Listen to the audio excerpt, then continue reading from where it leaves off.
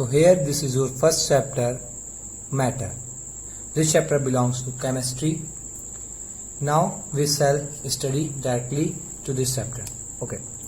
You know that matter is made up of tiny particles called molecules, and that molecules are held together by a force of attraction called intermolecular force. There is also a space between the particles called intermolecular space. Means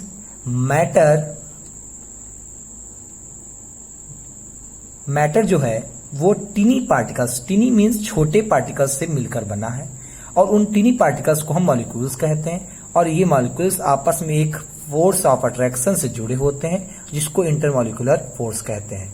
और इनके बीच की जो space होती है, जो space होता है इनके बीच पार्टिकल्स के बीच को, जिनको हम मॉलिक्यूल्स कहते हैं, उस स्पेस को इंटरमॉलिक्यूलर स्पेस कहते हैं। ये आपका फिगर दिया है, इसमें आप देख सकते हैं। Now will come on the next stanza.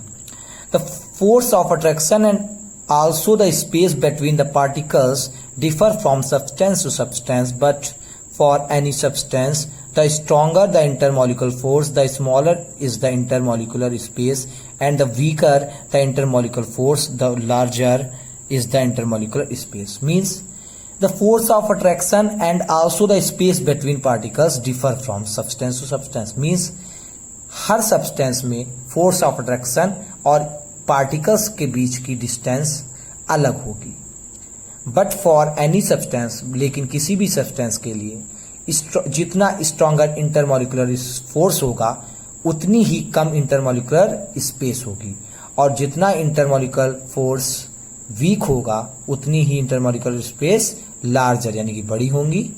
अब यहां पे हम आते हैं, here we come on the states of matter. You have learned earlier that matter exists in 3 states: solid, liquid and gaseous. आप पहले ही पढ़ चुके हैं कि मैटर 3 स्टेट्स में एग्जिस्ट करता है: solid, liquid and gaseous. For example, water exist in 3 states. Water exist in 3 state: ice solid, water liquid, water vapour gaseous. Here we must understand that the kind of matter, the molecule constituting ice, water or water vapor is the same water H2O.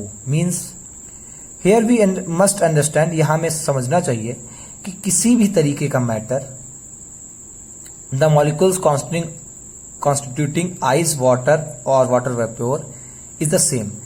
इसके जो भी molecules हैं, चाहे या तो वो ice के हों या वाटर के हों या वाटर वेपर के हों, सभी मॉलिक्यूल्स सेम रहेंगे। और क्या रहेंगे? H2O। Next thing is that what causes the difference in states.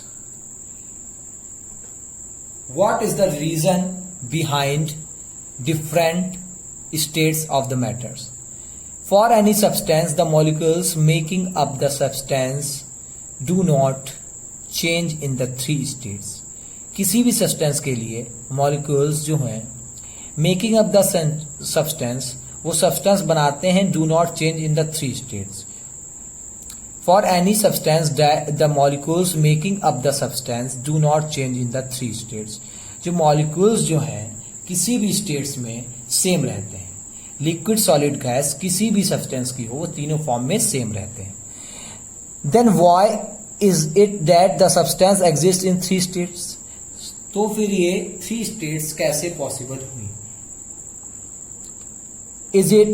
It is in fact the force and the space between the molecules that determine the state of matter. इसका it is in fact reason behind it is that force and space between the molecules. Force and space molecules के बीच की ही उनकी state को determine करती है। The intermolecular force is the strongest in the solid state, weaker in the liquid state and the weakest in the gases state. Intermolecular force solid में सबसे ज्यादा होता है, लिक्विड में उससे कमजोर, और गैसियस स्टेट में सबसे कम होता है।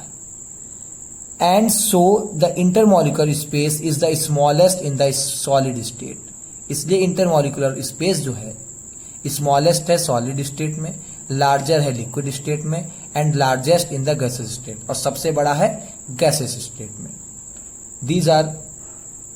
These figures of solid, liquid and gaseous form are given below.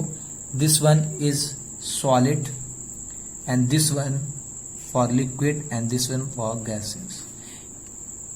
Now we have completed first page of this chapter and we should come on the second one.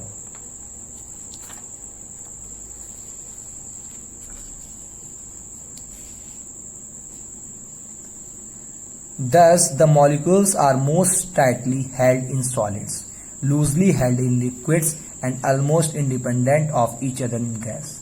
Means, molecules are most tightly held in solids. Solids में molecules सबसे ज़्यादा tightly held होते हैं आपस में, loosely held in liquid, liquid में loosely held होते हैं, and almost independent of each other in gas, and gas में लगभग independent होते हैं.